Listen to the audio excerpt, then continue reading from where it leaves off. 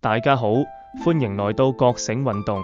今日我想講一個可以令你瞬間頓悟的比喻。為什麼今日的社會會經常卡住？為什麼人明明越來越聰明，但越來越不快樂？為什麼老一輩講的話你完全聽不進去？為什麼你覺得自己根本不話，只是用錯地方？好，故事開始。社會就像電腦系統，人就像軟件。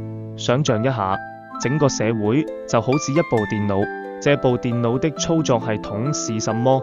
就是我們的制度，資本主義制度、僱傭制度、財富規則。而我們每個人大腦怎樣運作、價值觀、能力、覺悟，就好似電腦裡面的軟件。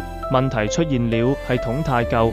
現在的情況就是社會系統仍然停留在 Windows 98，但新一代的人已經升級到 Windows 11，結果會怎樣？一放到舊系統裡運行，卡機、延遲、無法讀取、不兼容，經常出錯。為什麼老一輩不明白？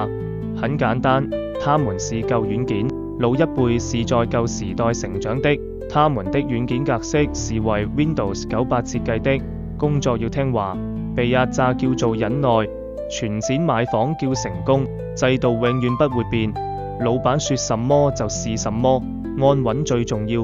這套邏輯用在舊系統是沒有問題的，但年輕人不同，新軟件已經升級，新一代的軟件是什麼？公平、平等、合作、透明、自主、覺醒、效率、追求意義。這套新軟件是為新時代設計的，但你現在叫他們裝回 Windows 98的制度裡運行，一定不可能不卡機。所以不是你不對，而是系統太舊了。年輕人不是懶，不是沒耐性，不是好高遠，而是你們的能力太新、太快、太先進，舊制度裝不下你們。你不是壞系統，你只是用錯系統，那怎麼辦？系統要升級，而我們的使命就是不再用 Windows 98的社會制度，不再逼每個人在舊框架裡死撐。我們要做的是為人類打造一個新操作系統，一個可以配合新一代思維、價值、覺悟的制度，一個不再壓榨、不再剝削、不再逼人做工具人的社會結構。而我們正在做的 Socialist Health Club 就是新系統的第一個程序。如果第一個程序運行成功，就可以證明新時代制度是可以落地的、可行的、有效的。